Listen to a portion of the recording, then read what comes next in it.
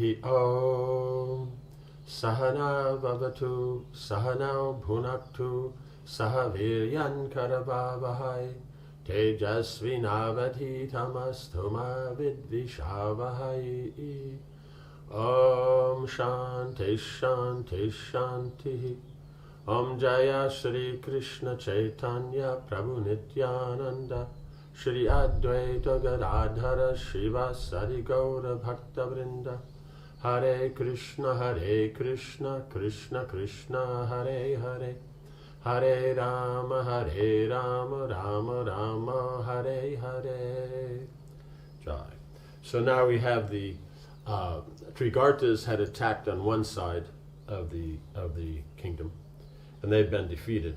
But by the rules, then they're staying on. The victorious warriors are staying there for the night. Then the next morning, then we're having the attack of the Kauravas. They've come and stolen the cows. So the only one in the palace then is the youngest son. The other three sons went with their father. And so he's talking about vaunting how great he is and how fabulous, and comparing himself to Arjuna and all that kind of stuff. So Arjuna hears about it, because it circulates that the ladies are there, because he's trying to impress the ladies. That'll get around the ladies. That'll go into the inner court. That'll go to Brihanala. And so then he tells Draupadi, please, you tell him that Brihanala used to drive the chariot for Arjuna. And so then Draupadi went, and then she made this point. The beautiful youth resembling an elephant and known by the name Brihanala was once Arjuna's charioteer. He was the disciple of Partha and is himself a mighty bowman. I saw him when I lived with the Pandavas. It was Brihanala who drove Arjuna's chariot when he vanquished the gods at Khandava. Indeed, there is no charioteer like him. Bhumijaya looked at her in surprise. How can I ask a eunuch to govern my horses, he said. Have your sister ask him, O hero. He will certainly do her bidding. Do not hesitate to engage him.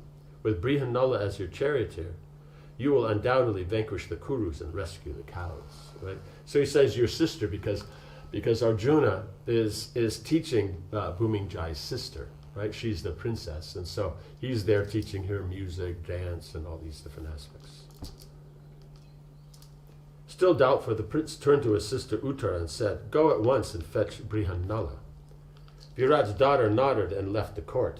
That lotus-eyed maiden was as beautiful as Lakshmi herself, with a slender waist and well-rounded breasts adorned with pearls. She ran to the dancing hall, her golden ornaments tinkling as she hurried along. Remember this what do you call it? The dancing hall. This is where Bhima then killed Kichaka, like that. So it's in the compound, but it's just a little bit away, so you don't make too much noise, right? Finding Arjuna, she bowed humbly before him. O Brihanala, our cows are being carried away by the Kurus. My brother, full of heroism, is about to confront them with bow in hand. He requires a charioteer. Shairindri told him that you formerly drove Arjuna's chariot. She said that there was none equal to you in the skills of governing horses and driving chariots. Therefore, O Brihanala, become the prince's charioteer. Go quickly, there is no time to lose. Arjuna smiled. I am going. He immediately left the palace, followed by Uttara, just as an elephant in rut is followed by a she-elephant, right? So he's going really strong, and she's going like that. As he entered the court, the prince called, Ah, Brihanala, you are here. I have heard that you are skilled in driving chariots.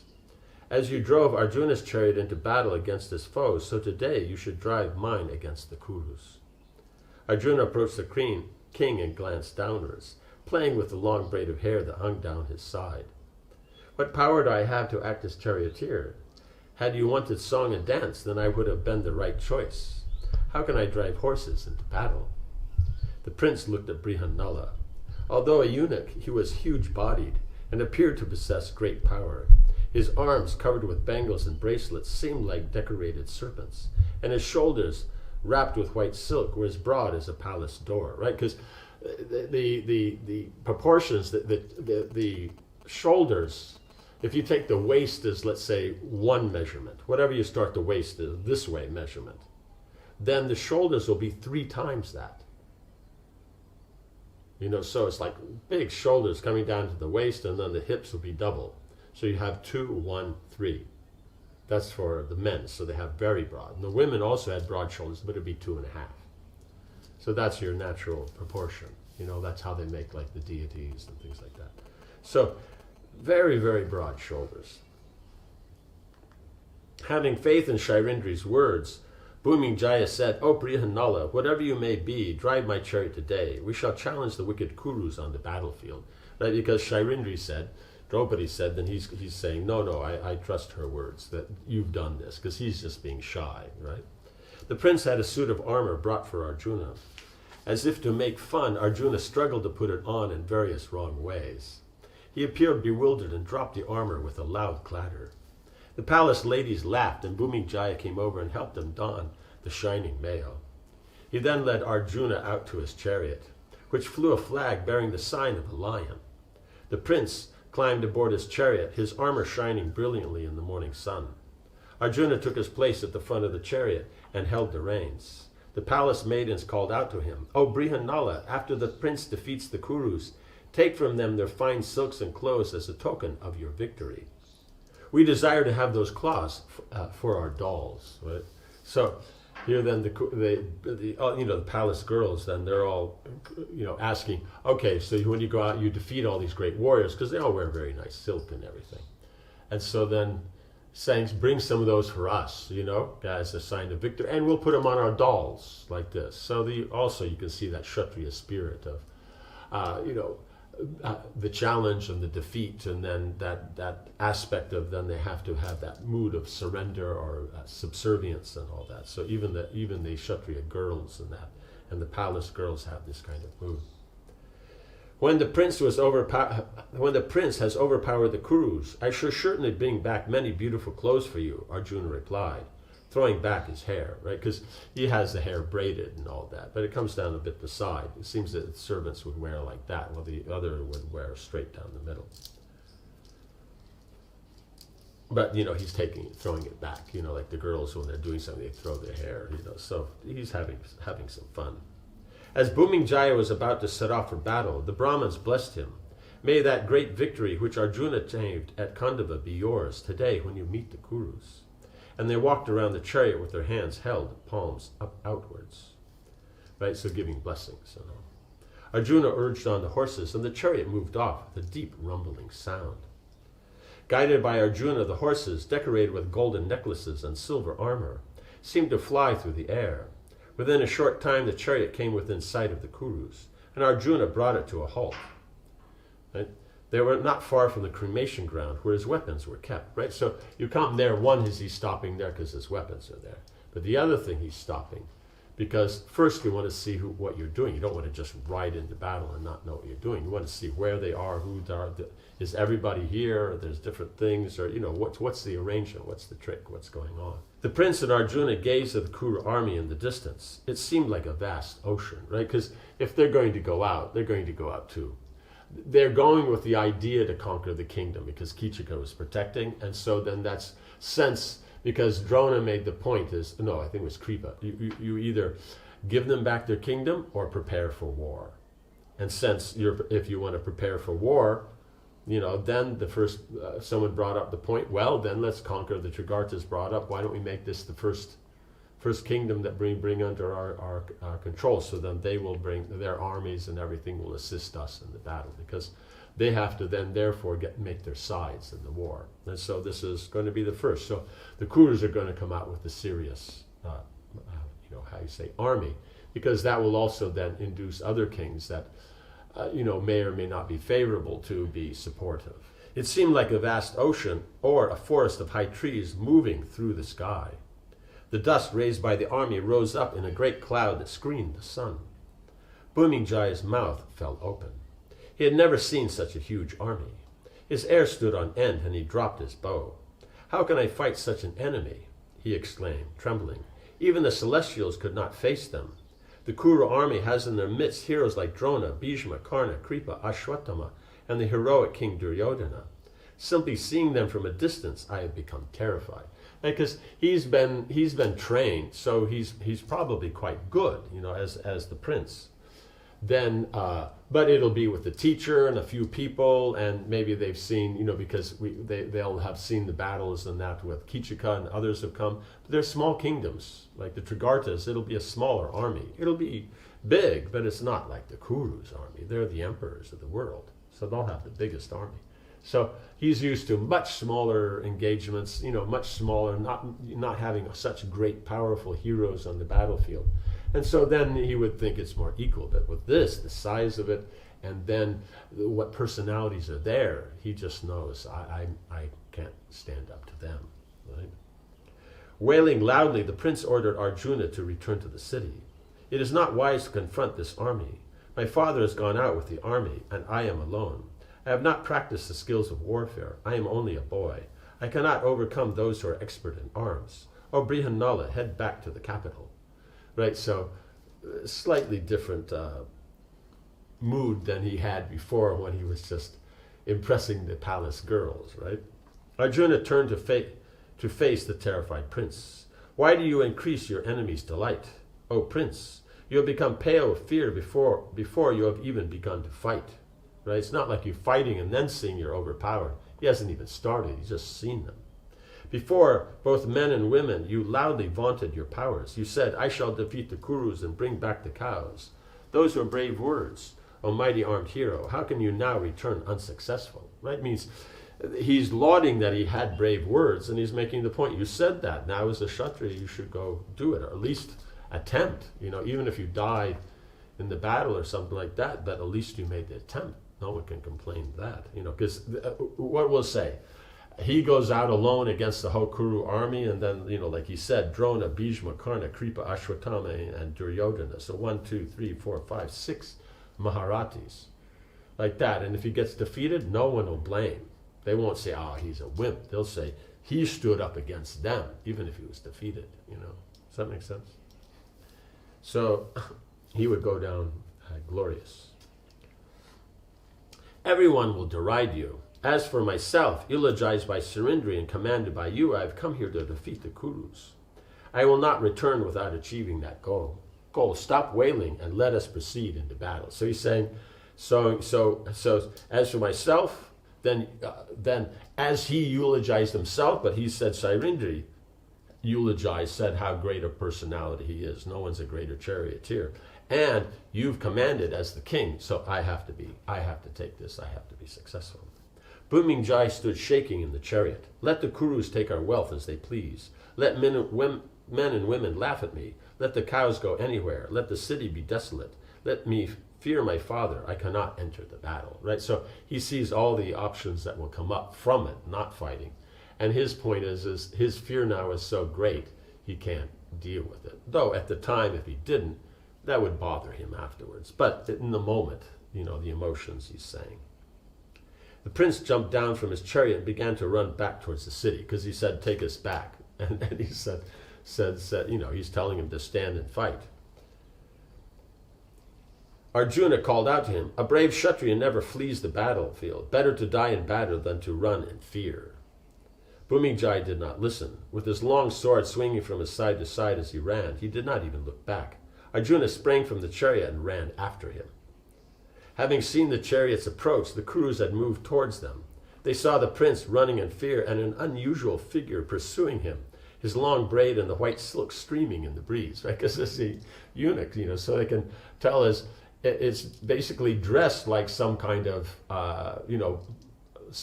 woman, but at the same time is a very big figure. So it doesn't quite match. They can't quite figure out what's going on. The Kuru soldiers laughed and said to one another, who is this person who appears to be a eunuch? He is like fire concealed by ashes. Although assuming the form of a neuter, he has the body of an elephant.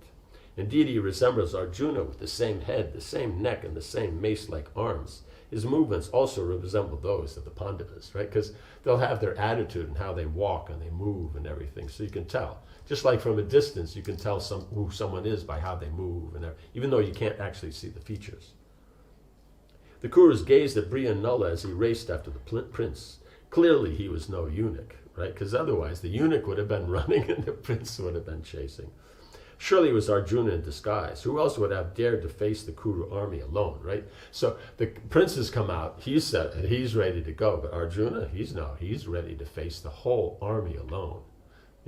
He's not worried about anybody else. Obviously, the Matsya prince had ventured to fight simply out of childishness. It seemed that Arjuna was trying to stop him from fleeing. The Kuru warriors watched the scene, not quite certain if they were seeing Arjuna or not. So they're out there and they kind of move there and then start, to watch. Okay, what's going on here, right? Catching Bhūmiņjaya, Arjuna seized him. The prince cried out, "Let me go! O Brihanala, turn back the chariot. Only one who lives can secure prosperity and happiness." Now he's looking at that side. Only if you're alive can you secure prosperity and happiness, like that. And so that's his point there. But at the same time, as Arjuna's point, it's a Kshatriya. You die in battle, you go to the heavenly planets. You don't have to do anything else.